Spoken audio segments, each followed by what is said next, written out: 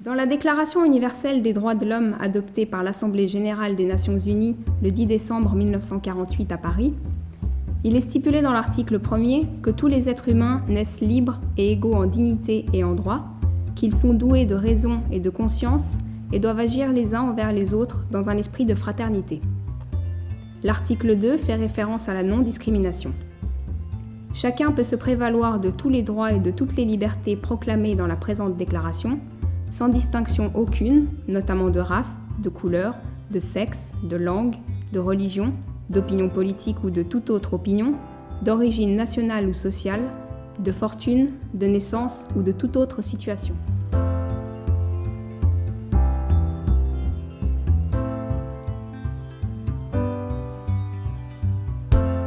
L'accessibilité au domaine construit concerne tout le monde et c'est un droit.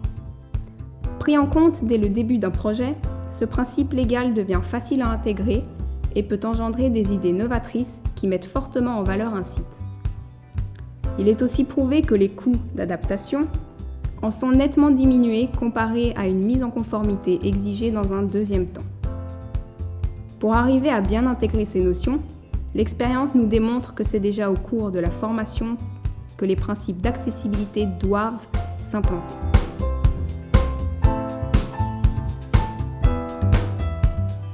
L'association HAU, Handicap Architecture Urbanisme, propose des cours de sensibilisation pour une cité sans obstacle. Ces interventions théoriques et les illustrations sont enseignées par des spécialistes. Elles offrent la rencontre de personnes en situation de mobilité réduite qui partagent leur expérience ainsi qu'une expérimentation de situations de handicap, mobilité réduite et déficience sensorielle.